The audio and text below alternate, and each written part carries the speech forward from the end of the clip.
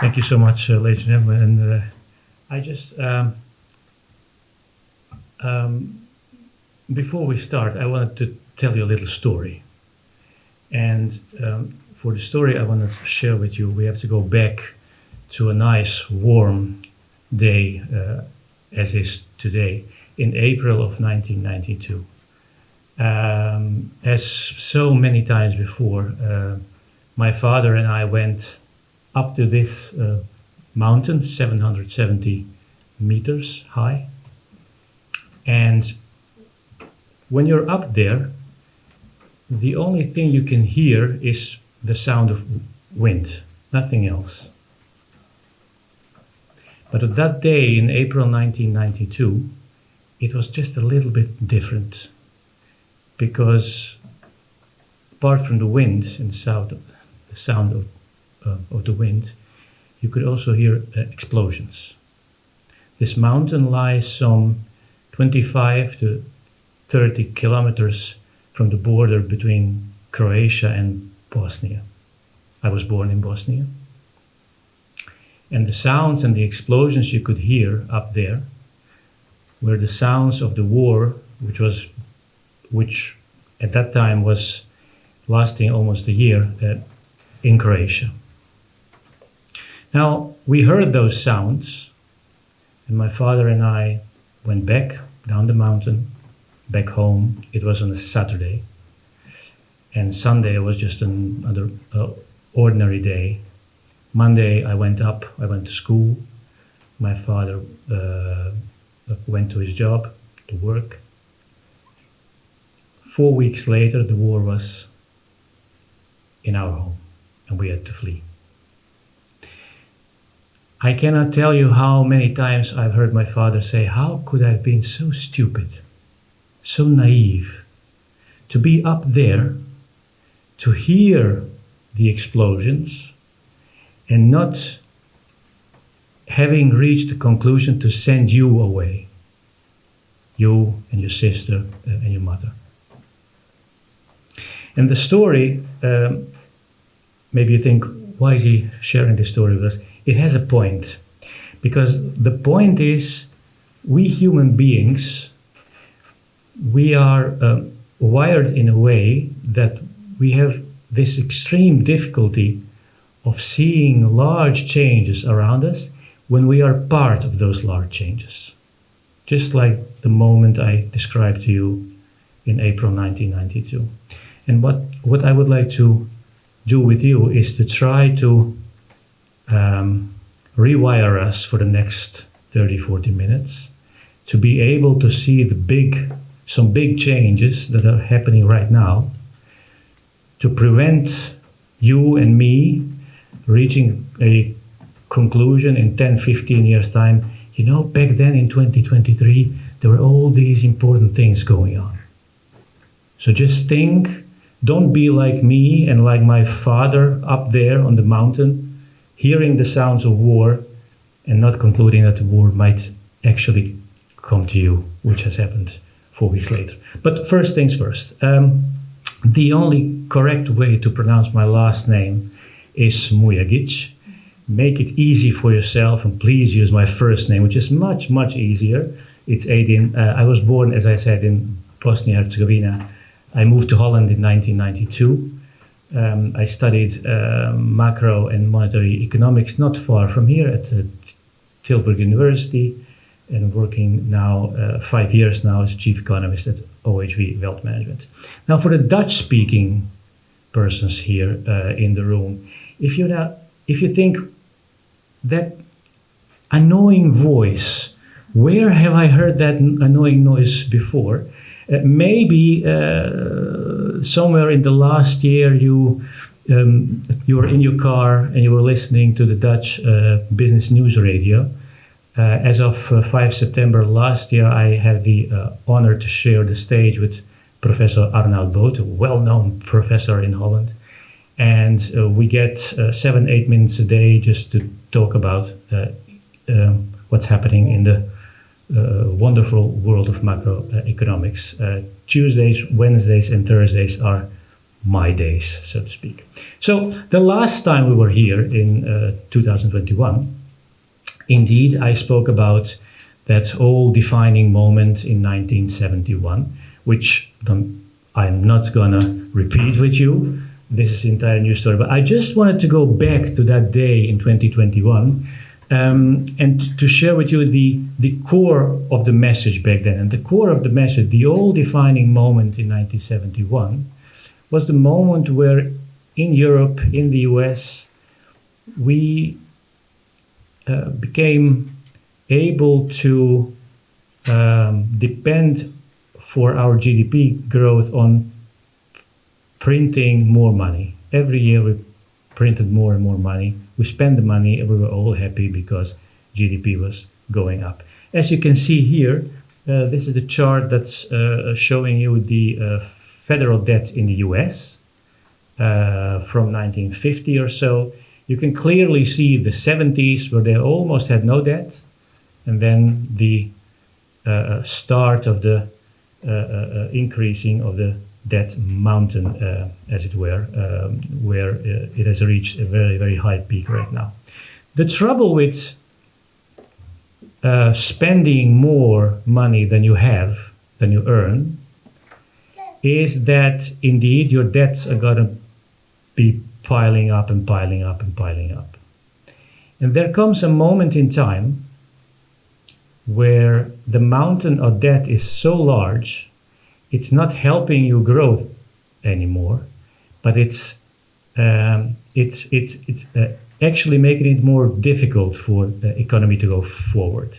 So it kind of comes back to you in the form of the boomerang. And this is one of the laws students learn when they go to school to learn something about macroeconomics. We learn there's this one law of diminishing returns, which means that profits or benefits gained from something, they actually decrease in time. So the more debt you add, the more money you print, somewhere down the line, there will be a moment where you don't get anything for the extra amount of debt you try to push into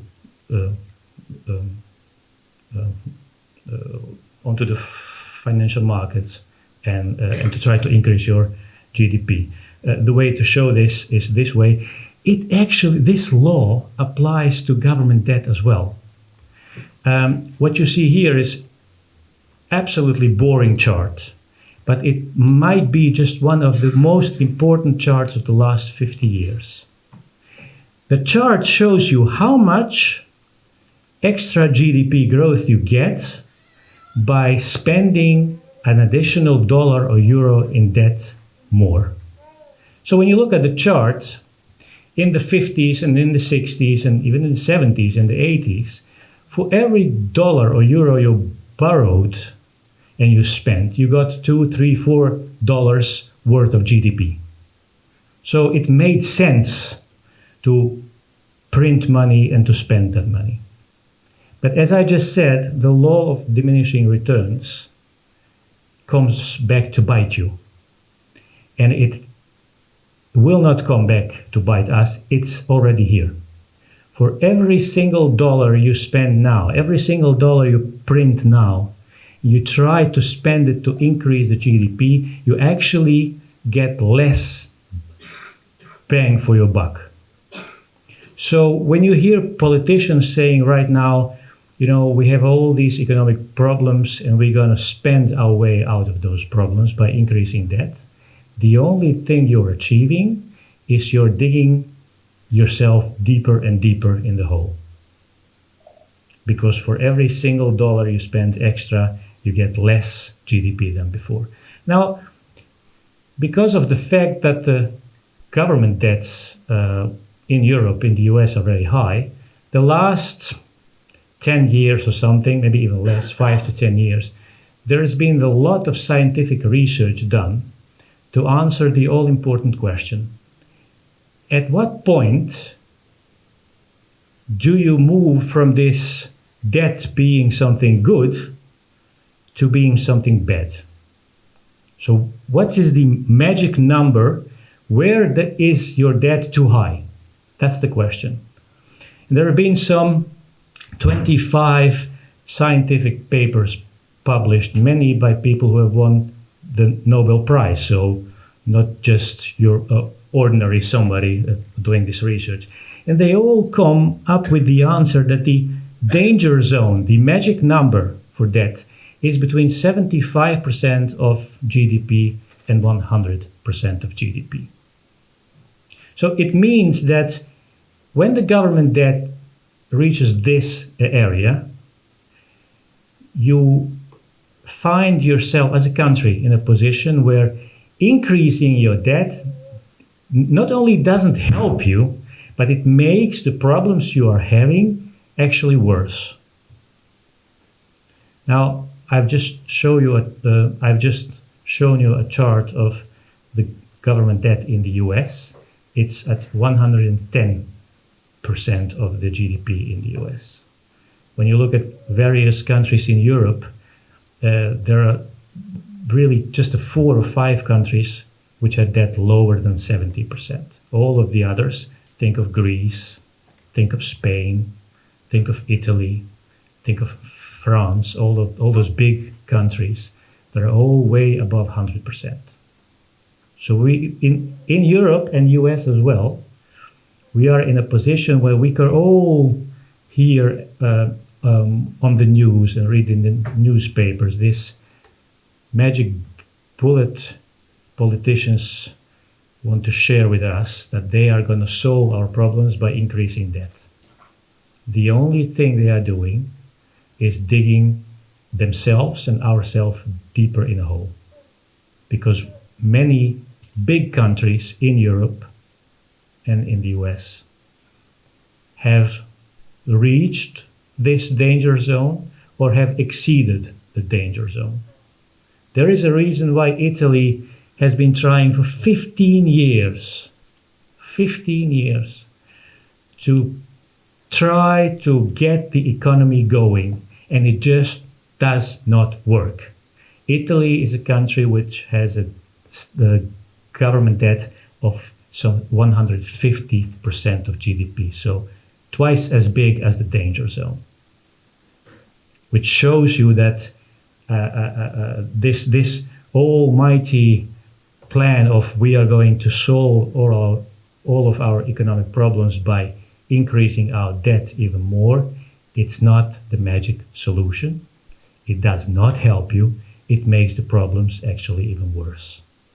So you have to try something else, and that isn't happening. Wherever you look, whether you look to the US, Germany, Italy, you name them, it isn't happening. Nobody's saying, well, maybe we should try something else. No, the plan is always the same. How can we spend more money than we earn? Meaning, how can we get our debt even higher? And the consequences are already being felt. This is just one of the examples. Some 4 weeks ago, this Fitch said the highest rating we can assign to a country. So meaning, if we give you the rating of AAA, Fitch is saying basically, if you lend your money to the country with the rating of AAA, you can sleep well, knowing that the chances of you not getting your money back is almost zero. And the higher the rate, the lower the rating, the higher the chances are that the country you have borrowed your money to will not be able to repay you. The US was one of the very few countries that has always had the highest rating up until 4 weeks ago. It's gone. There are now some 4 or 5 countries with the highest rating. Holland is one of them, actually. But the US isn't anymore. And history teaches us when you lose the highest rating, it's very, very difficult to get it back. So the consequences of this way of living by spending every year more than you earn are already being felt, certainly in the US. So you might say this process that started in 1971 has come to the end or is reaching its end. And the logical question from this point on, and what's next? What's going to happen now? And it would be a very boring day if I just said now, right here to you, I don't know, that's it, ladies and gentlemen, let's go outside. So that's not what I'm going to do. I'm going to try to share with you some insights, some lessons from the past, to try to give you some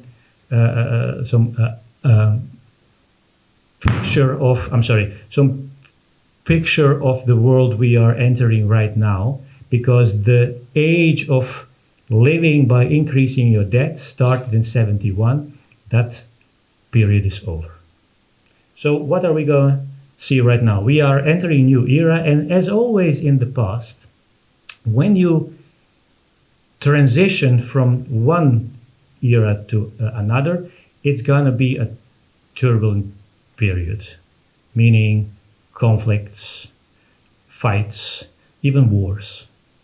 This is something we have seen in the last 400 or 500 years. Every time we have changed from one era to another, it has meant some 15 to 20 years of this turbulent period where we see every unimaginable thing, including wars, happen.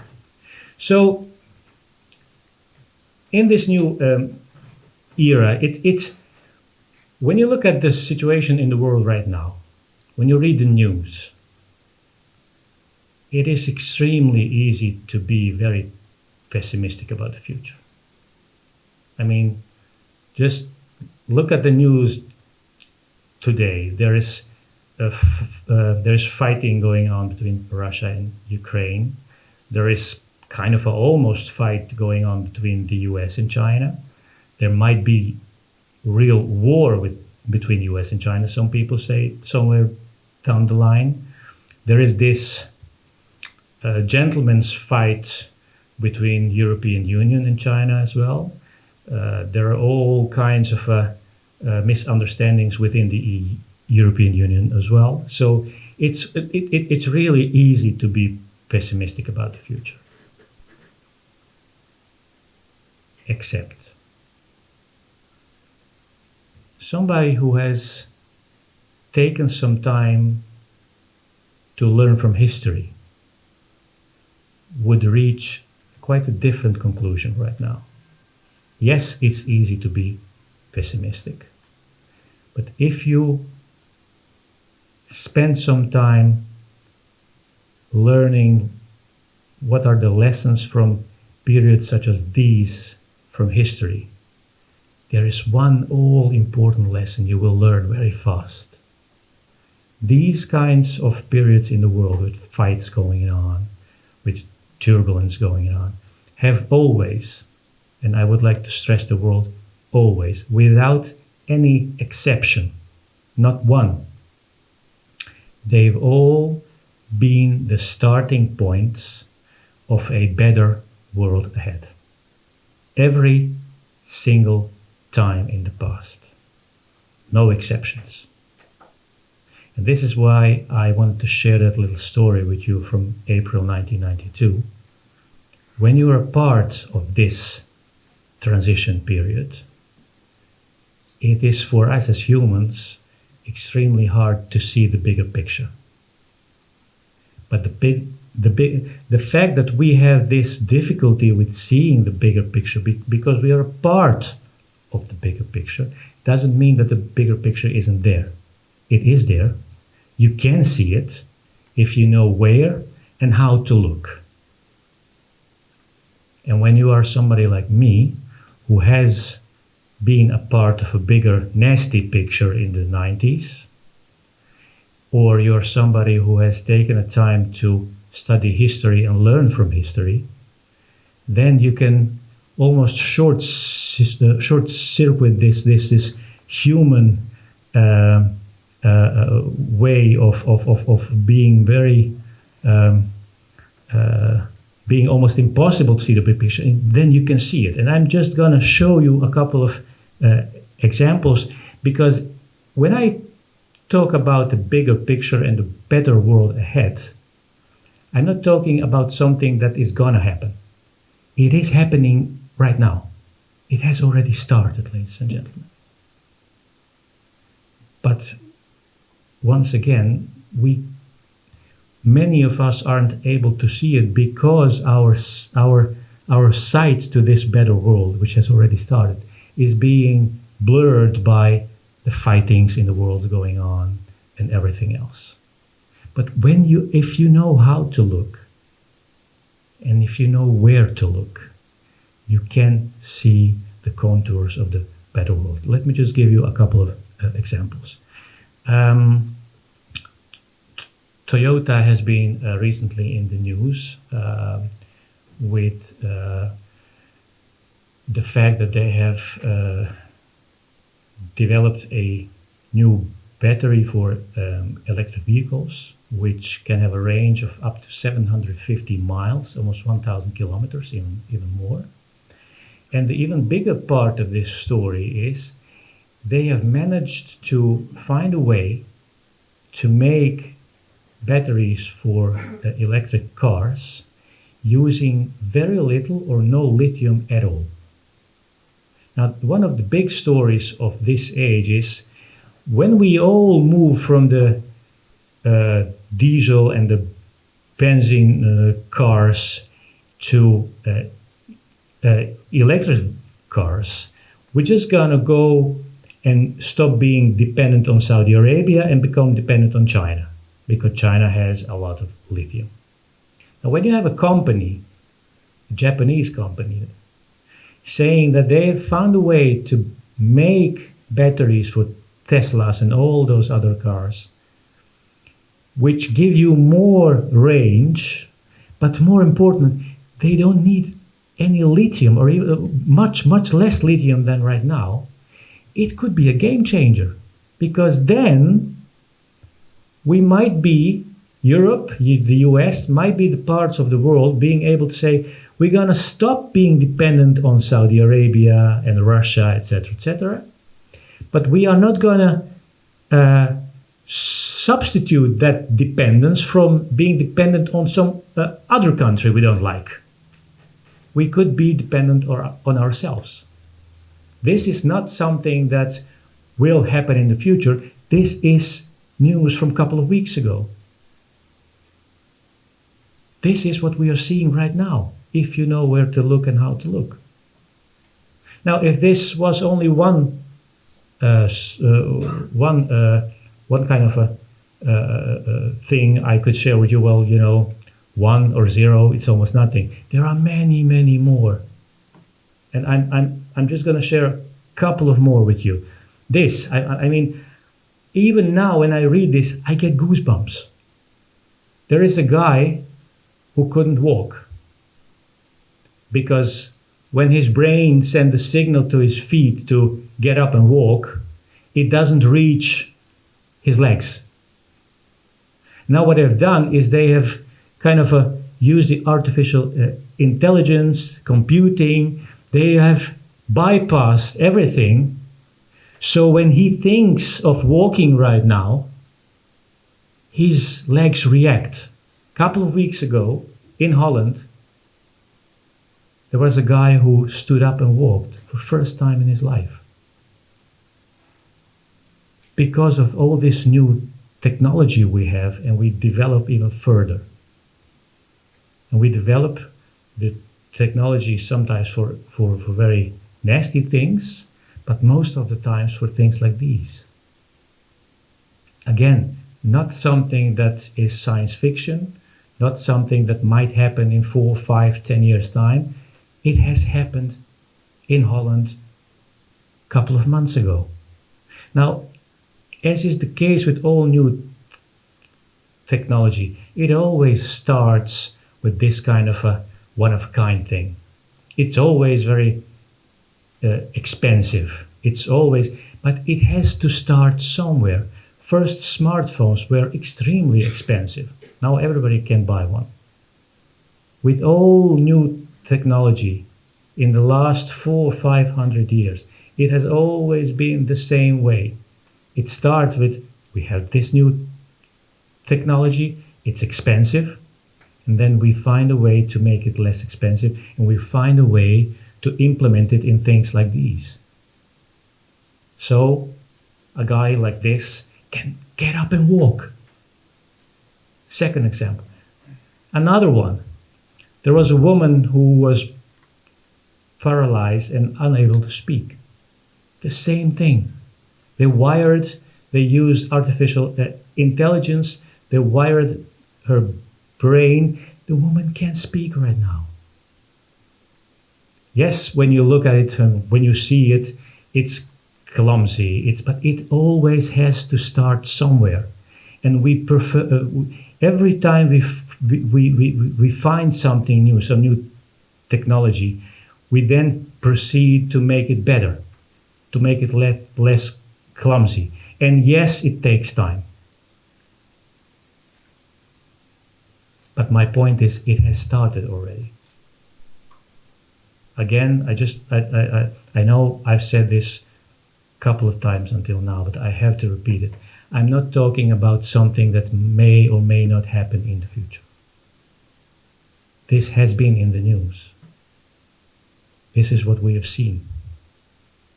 Last one. This is almost kind of science fiction. They want to build a underwater train from Dubai to Mumbai, where you get from A to B, from Dubai to Mumbai, in 2 hours. It's going to go fast.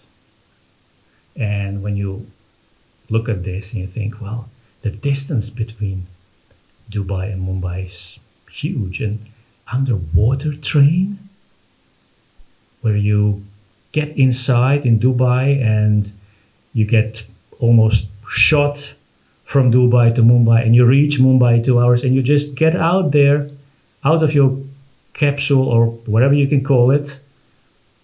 This is science fiction. And many of you, I'm sure, are thinking right now, it's so science fiction, it's impossible. And I cannot blame you. But don't say to me that it's impossible. Because when you take out your mobile phone, ladies and gentlemen, if somebody just 15 years ago said to you what this thing can do right now,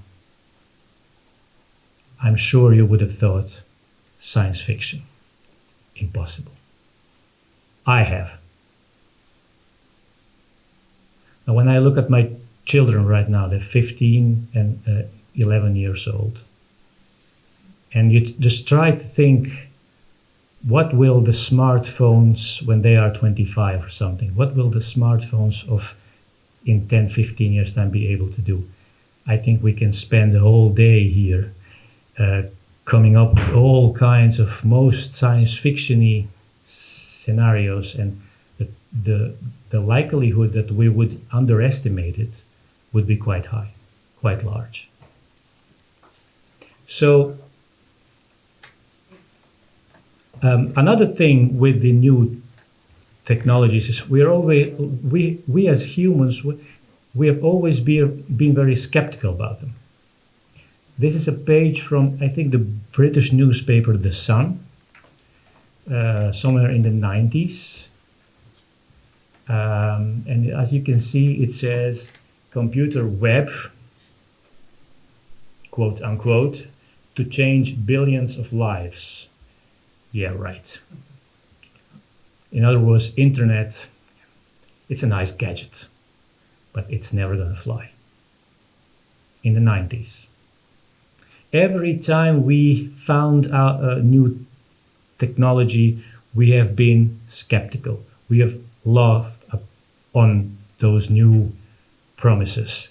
This is just one example. The other one, there were two brothers at the start of 1900s in the US. And they thought, well, it must be possible for humans to fly. So on the day they wanted to fly, they've invited all of the most prominent journalists of the time to witness the event, to come out there and to see them fly. So they went in the field and they waited and they waited and nobody showed up. So they went on, they flew. And afterwards they asked all those journalists, why didn't you come? Where were you? You missed something quite huge. And all of those journalists had the same answer, ladies and gentlemen. And the answer was, well, we have received your invitation. And upon reading it, we have talked with the most prominent scientists of the time. And we asked them, well, look, I have an invitation here from two guys saying they're going to fly. Should I go? And all of the most prominent scientists of the time said, don't bother. Waste of your time. Humans cannot fly. They all missed it. They did it. They flew. Now, these two gentlemen who just showed to all of us that impossible things are possible, they themselves, some 10, 15 years afterwards, in an interview, there was a guy asking them, well, okay, so now you have flown, nice. Do you see a world in the future where there will be regular flights from the US to Europe?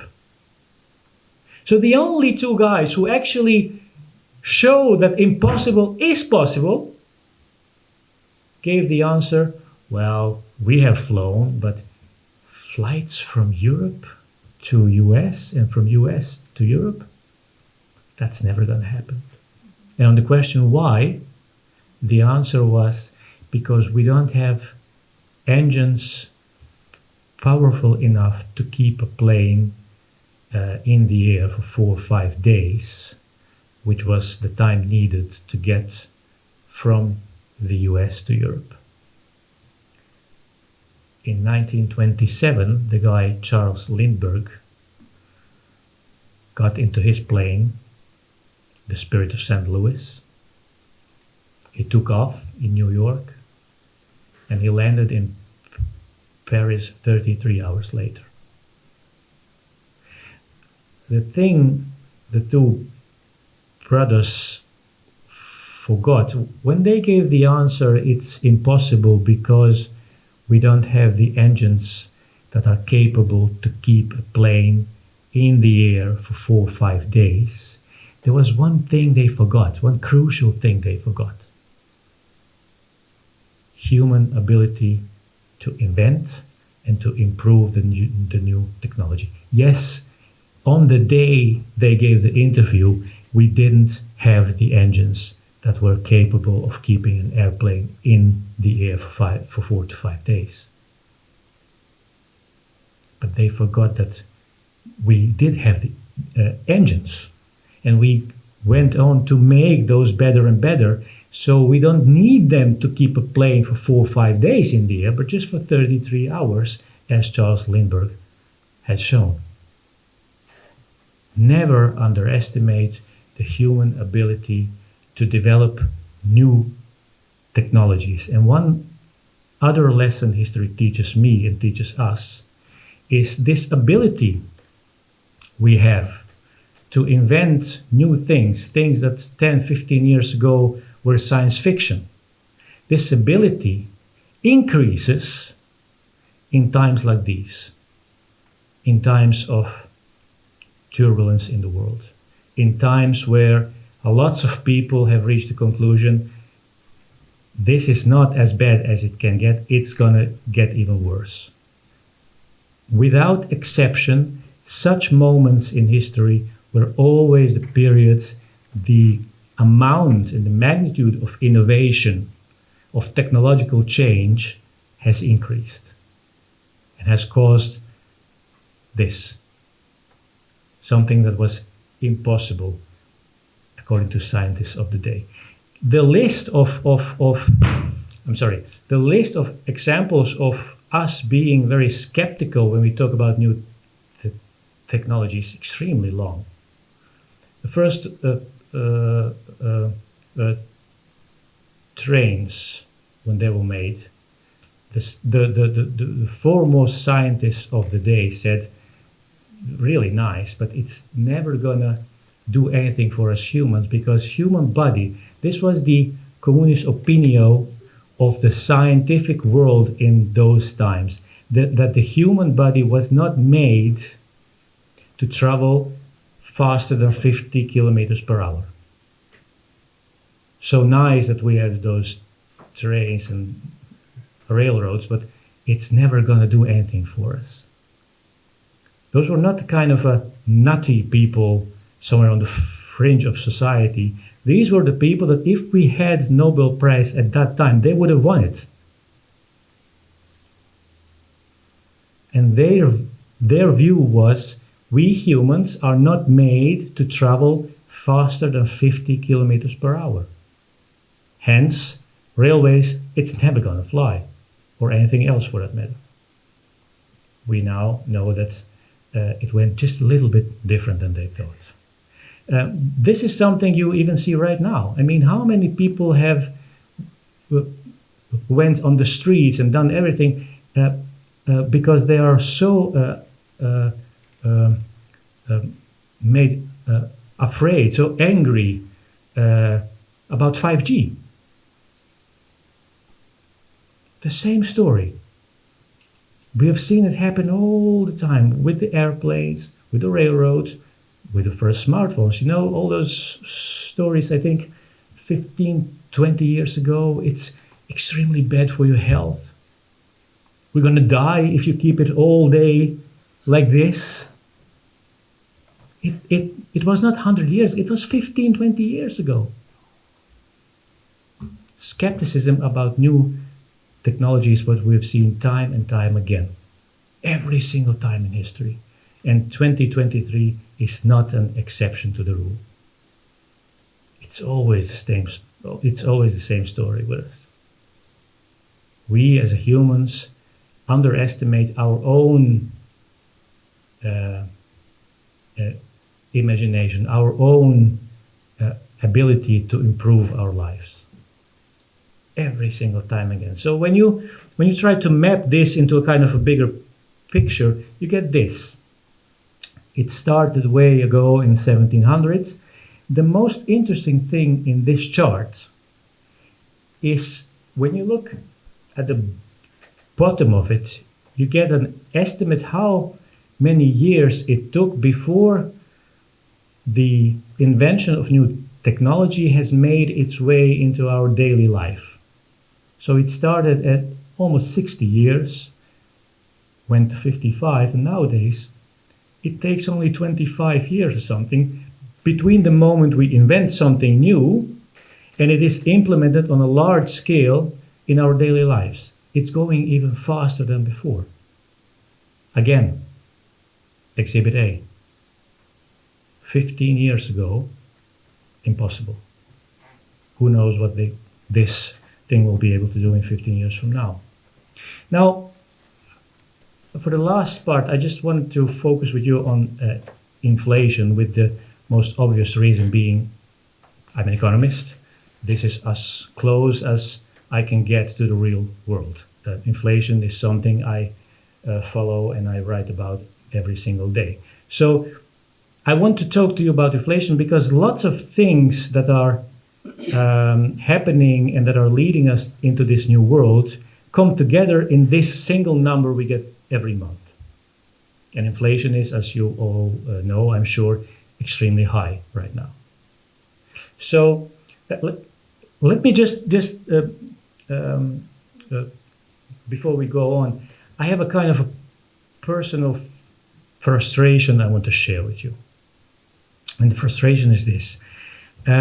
When you read about this high inflation we are having right now in the US and in Europe, I think in 95% of the analysis you get, The reasoning is something like, well, we didn't have any inflationary problem until the war in Ukraine. So the war in Ukraine is the main reason why inflation rates in the Western world are high.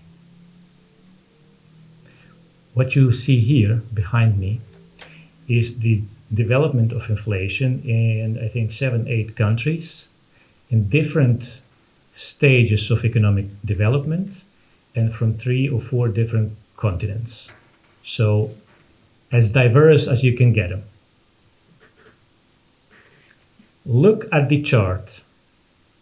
And one thing you will see is the inflation rate starts to increase very fast in the summer of 2021.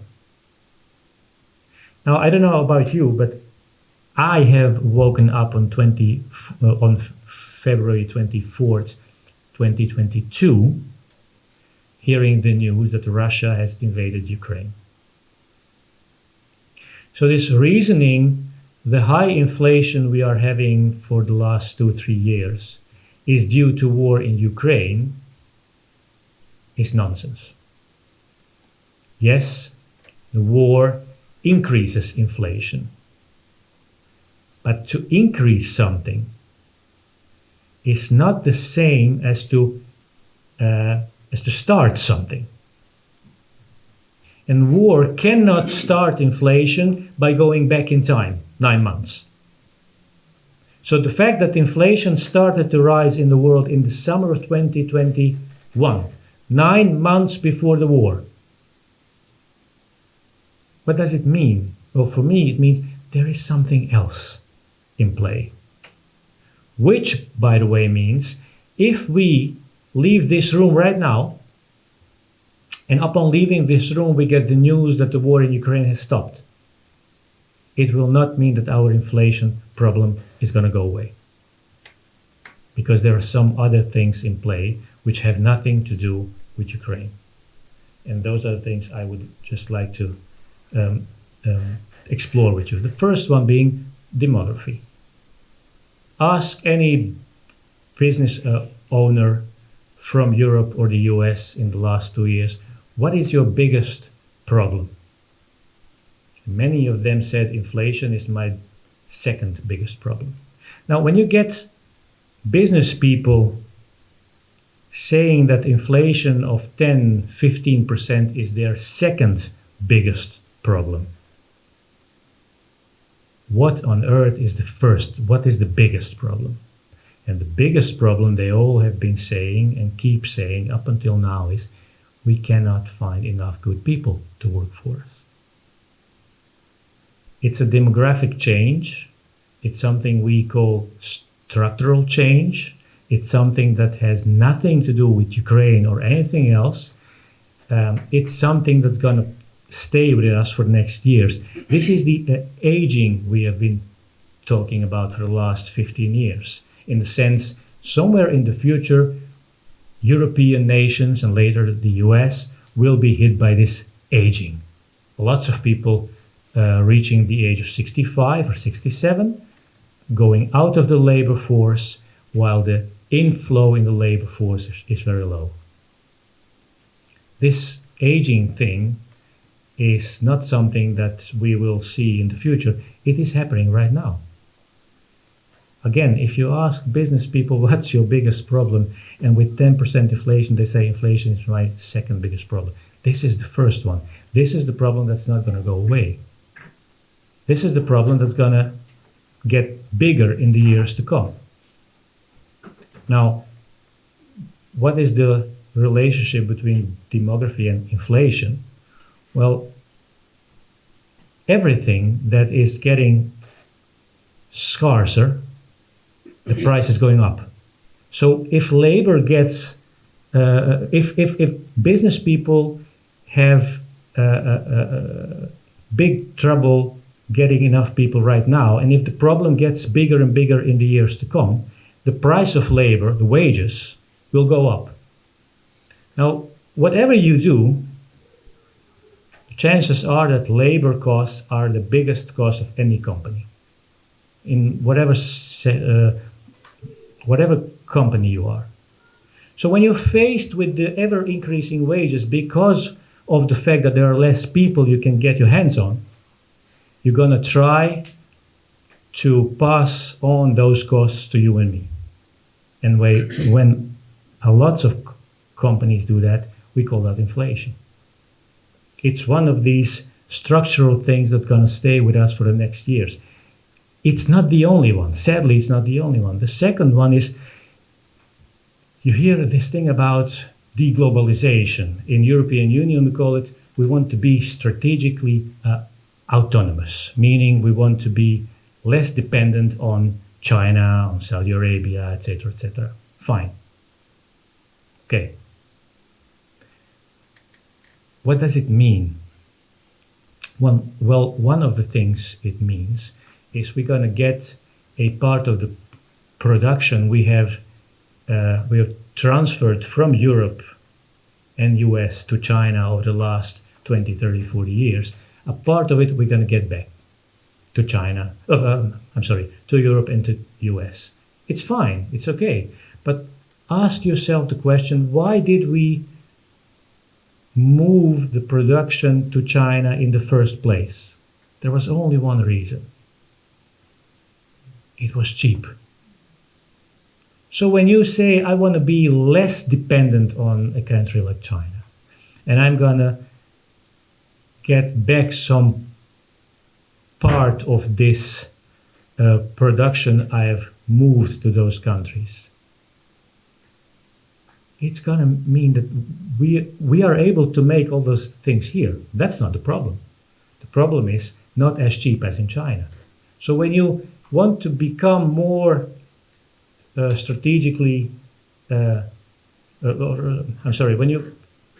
it's your wish to become less dependent on other states, there is a price to pay. And the price in this sense is literally higher price of stuff we are going to make here. Adds fuel to inflation. Talking about this deglobalization, there are many countries, big countries in the world that have started to move to this world where the US is not the biggest, the meanest country in the world. Another something which is a kind of a part of this new world we are going to. It's not going to be US and Europe that are calling the shots in the world. Many countries, Brazil, India, China, have become rich enough that the only thing they're saying right now is, we would still like to play the same game. We don't want to change the game, but we being so big and so rich now, we would like to have a say about how we play the game. That's the only thing. And certainly the US does not really like that. So the other thing is, this is something you read and hear about every day now, energy transition. We're going to move from fossil fuels to wind energy and sun energy, etc., etc. It's okay. Once this process is over, it's going to do a lots of good things for inflation, in the sense that it will make inflation very low. But energy transition, ladies and gentlemen, is not a revolution, it's an evolution. It's going to take time. It's going to take years. So when the process is finished, it will push the inflation rate down. But while the process is going on, the chances are it will increase inflation.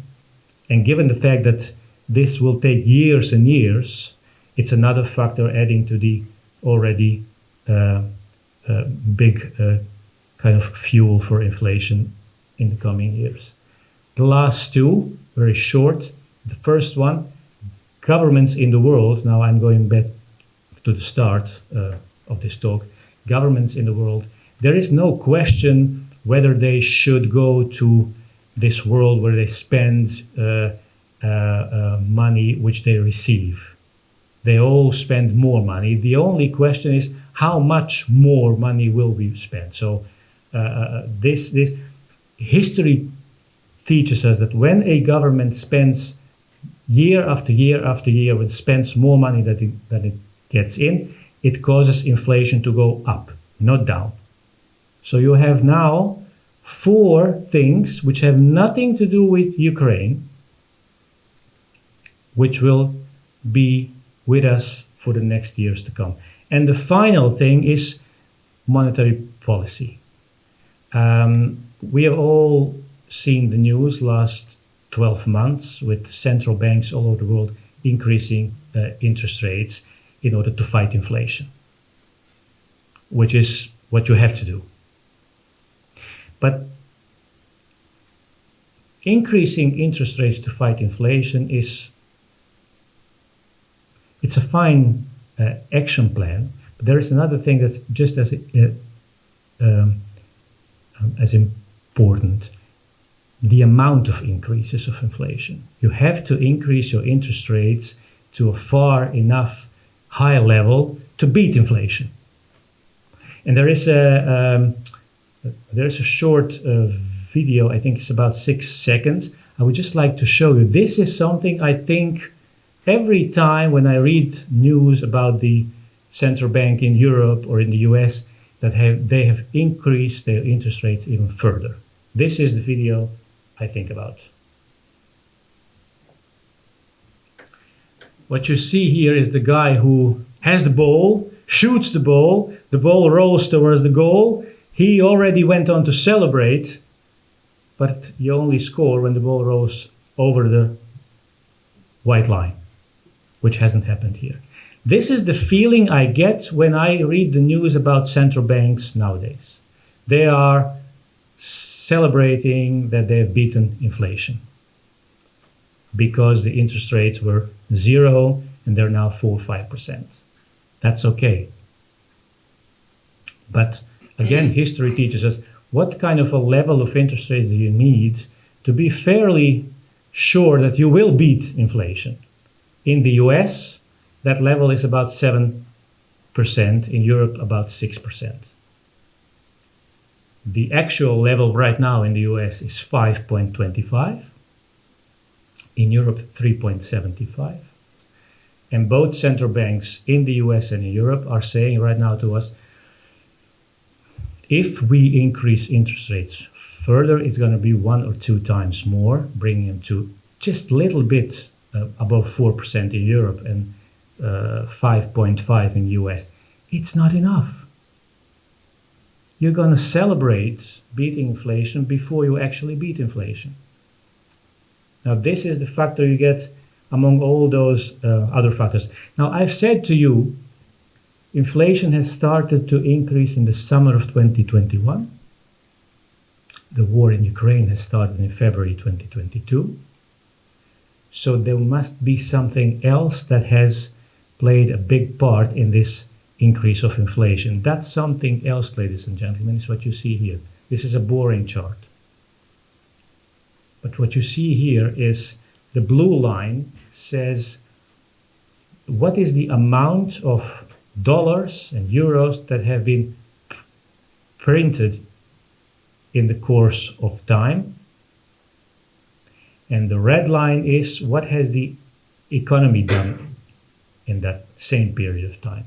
And the rule is when the blue line is higher than the red line, you have too much money chasing too little goods. Which means the demand for everything from laptops to smartphones to microphones to t-shirts to everything, the demand is way higher than what we can produce. And when we all demand more of the stuff that can be made, prices can only go one way. And let me make it easy for you. It's not down. This, ladies and gentlemen, is that something else what has caused inflation to increase before the war in Ukraine. And just to give you a fact which I have repeated this hundreds of times, and every single time I'm I'm amazed at the fact. Think of every dollar that has ever been printed since the dollar exists, which is 150 years. Think of all the dollars that have been printed in the course of 150 years. 1 in 5 was printed in 2020. So when you increase the amount of dollars you have by an unprecedented number, again, 1 in 5 dollars ever printed in the last 150 years was printed in 2020. When you do that, should you be surprised that a year or two later, inflation takes off? The answer is no. The amount of money, is the only thing that causes inflation. If you print too much money, you will get high inflation down the road. It might take 1 or 2 years, sometimes even 5 years or longer, but sooner or later, it's going to bite. It's going to cause inflation to increase. So all these things are things that are playing together almost at the same time. Ukraine, the war in Ukraine has nothing to do with it. And I can understand why politicians and central bankers like this, the war in Ukraine causes inflation thing. It's what they are saying is we have nothing to do with it. Central bankers all over the world, when inflation is falling down and you talk to a central banker, he or she will always say, it's because of us. We have done the good thing. But when inflation is rising and you talk to them, you will always hear either it's now war in Ukraine, or it's weather, good or bad, by the way, doesn't matter. It's always something else. When inflation is on the increase, it's always something else except what central bankers have been doing. It makes their life easier to say, well, there's this war in Ukraine, your gas is being was extremely cheap before, now it's not so cheap. See, there's inflation. And to my irritation, many people believe this. And people go, oh, well, okay, maybe it's not the case. It's the central bankers. They are the only ones who can legally print more money. If you do it, if I do it, and they find out, we're going to jail. If they do it, it's called good monetary policy. That's the world we are living in right now. And when you hear them talk about the causes of inflation, I have to think about Sir Newton. Isaac Newton is the guy who said, well, why does the apple fall from the tree? It led to one of the laws of Isaac Newton, the law of gravity. This is the same thing. When I hear central bankers talk about the causes of inflation without mentioning the increase of money supply, it's the same thing as that you take a ball, you shoot it up in the sky, it falls back, and we all try to figure out why did it fall back without any one of us saying it's the gravity. That's the same discussion you're having. You cannot print so much money and expect nothing to happen. So what are the consequences of all this? A number of those. Not in the last place, many of us don't like the fact that interest rates are right now much higher than they have been in the last year or two. I think in the new world we are going in with higher inflation, I think you should expect interest rates to become even higher in the future. So if you're in business and you have to get a loan, etc., I can imagine that you're hoping that interest rates will fall back to the levels of the last years. I wouldn't bet on that. There is a price to pay for the fact that we have given enough fuel to inflation and we are not doing enough to stop inflation. So my advice to you is, when in this new age, and these are my final slides, when in this new age, be like Fritillaria Delavai, and don't go on the Google right now. The only thing you must ask, Fritillaria what a why? Well, let's go on a journey. We go to China, to the Hengduanshan Mountains. Beautiful mountains. And one of the plants growing in Hengduanshan Mountains is the Fritillaria Delavai. When you walk in those mountains, this is what you see. This is Fritillaria Delavai. Now the amazing thing is, every year thousands of Chinese go to the mountains to look for Fritillaria because they use it in the traditional Chinese medicine. It's worth a lot of money. So they all go in the mountains trying to find this beautiful plant.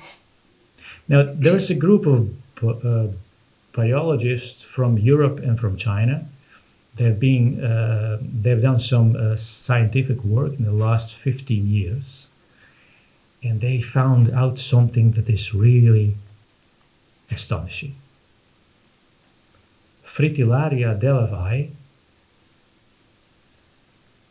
has changed its appearance. It now looks like this. And I see many people squinting with their eyes. Well, what do you mean looks like it? I don't see it. Well, if I just can go on. Do you see it now? What they have found, ladies and gentlemen, is that Fritillaria Delavai, which has only one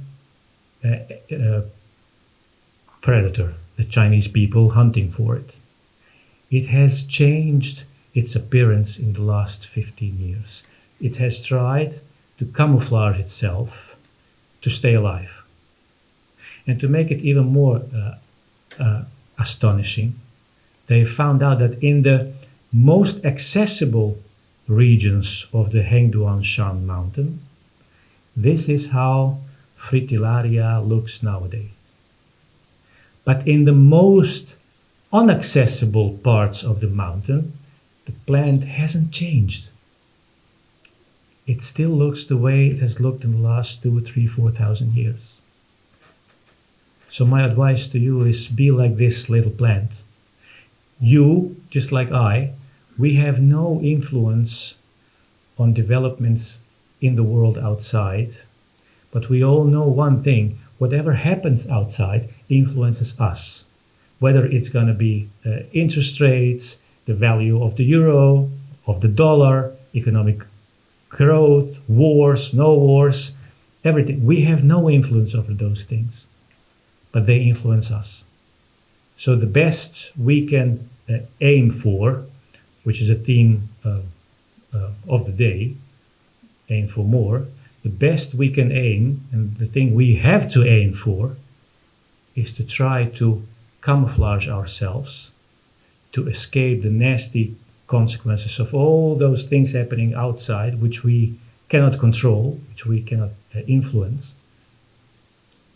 This is what we have to do. Look outside, analyze what's happening, try to see this bigger picture, and try to translate that into your own life, your own company, etc., and ask yourself the questions every single day again and again. How can I protect myself? How can I camouflage myself in order to escape the nasty consequences of the changes in the world I have no influence on? And my first sheet, my opening sheet, was VCC calling NAA. VCC is, I think, one of those things that certainly people here all know. It stands for Victor Charlie Charlie when you call for help or something. NAA, it can stand for a number of things. For me, NAA stands for New Era Ahead. And this new world is calling us. We just have to open our eyes, open our ears to see and to hear it. And when we see it, when we hear it, camouflage yourself to take profit of the good things and to escape the nasty things that are out there and will be out there, sadly, for a long time with us. Thank you so much.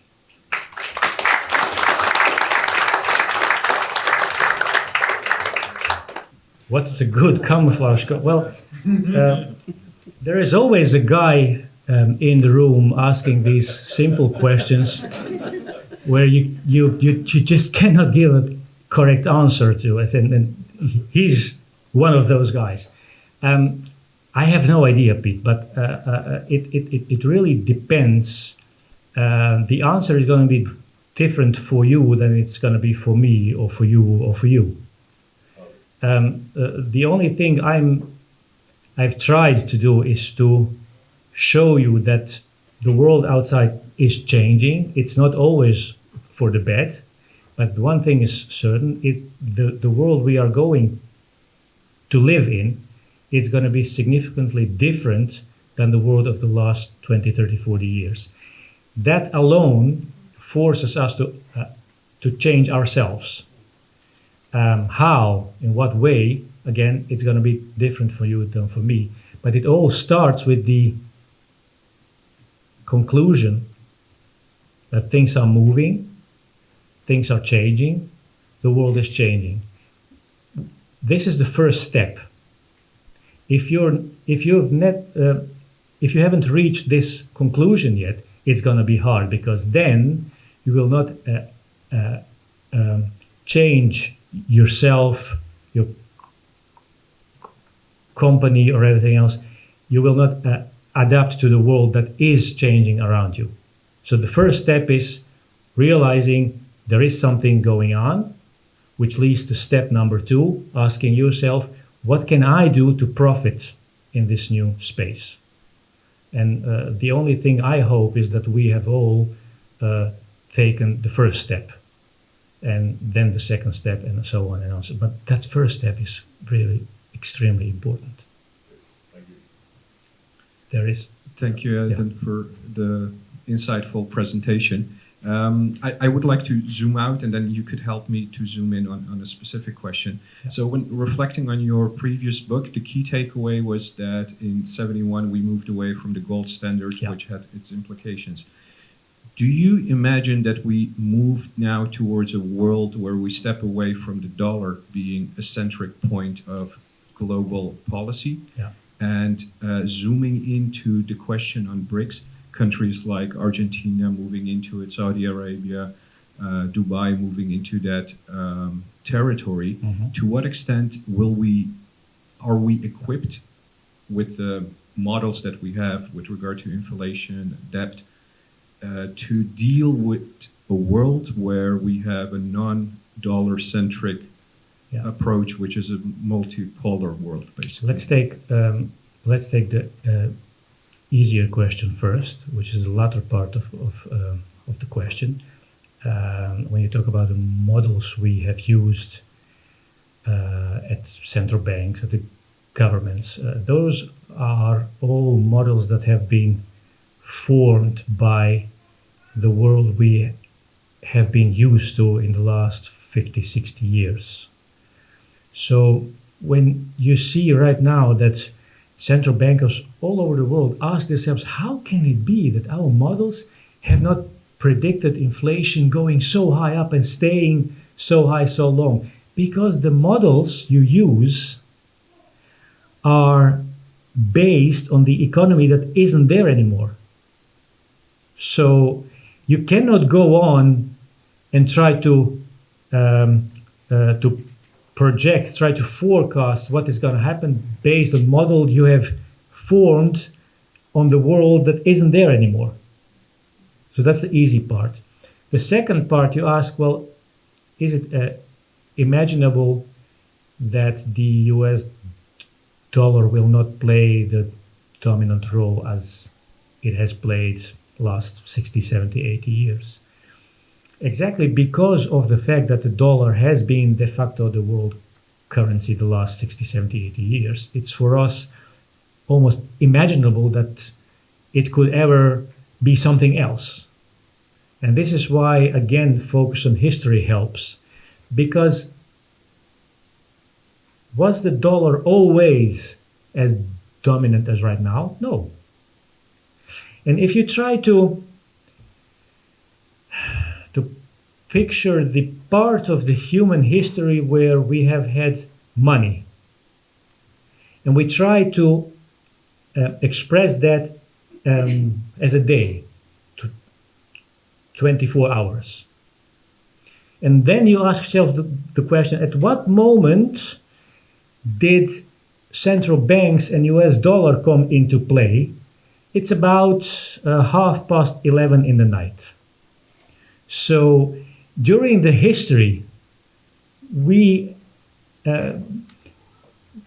what seems so logical to us, that the dollar is always there and it's always this big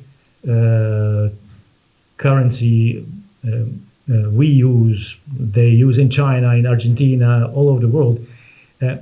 Please think of this history of money in 24 hours. The dollar comes into play at 11:30 in the night, meaning for 23 hours, at least 23 hours, the world has been working on something else except the US dollar. So when you carry that forward into the future, is it possible that somewhere in the future there will be something else taking the role of the dollar right now? Sure. Have we seen that before? Yes. Before the dollar, the British pound was the world currency. The dollar has taken over, but it hasn't taken over in a week or something. The process of dollar taking over this dominant part in the world has taken some 20, 25 years. So if we look at 2008 as the year this fall of the dollar started, and we just assume, well, if everything goes well, it's going to take 25, 30 years, it means that, yes, it has started. Yes, it will lead to a world where the US dollar is not as dominant and important as now, but it's going to take a long, long time before we're so far. Thank you. You want to do one more? I think there was a guy behind in the last row, and then we're going to go outside where it's colder. Sorry. I guess it's an extension of the camouflage question, but it's inherently risky behaviour then to turn away from doing nothing and waiting for it to happen to you, but then taking risk means it's that a plan. You're getting it wrong. You could say, well, I'm just going to go and look what's happening, and I don't care. And then it happens which to you. You can do, but as long as you are proactive in doing something, there is a chance that you will be able to profit from the things that are happening out there and minimize the damage that you could and is that otherwise who have. history favours? Does it favours the people who took the calculated risks? Sure. Because I'm thinking like your plant, that there's a dozen other plants that turn bright red or something, and the one that was black was camouflaged. The one that turned red was found even easier, and therefore it took the wrong risk almost through evolution. But I think there is a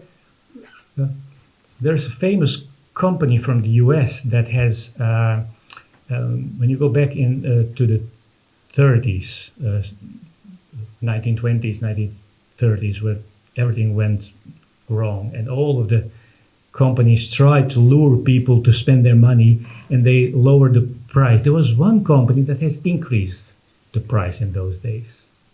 They exist as of now. So doing something that is going against the tide might not always be the best way to go, but you should at least think about it, because times like these, I hope they force you and force all of us to think not only out of the box, but really way out of the box. Think about everything, because everything could help you. Even things you're right now thinking, wow, no way that's going to help me. Maybe it will. Thanks. Well, I'm going to wrap us up here because I see lots of fans and sweat around the room. Thank you so much. Outside it's even colder. It's better outside, yeah. For those that are Dutch speakers that don't have Edin's last book, Keerpunt, yet, there's a couple at the back there, so do feel free to grab that and take it home. For now, I want to thank Edin and thank you all for coming.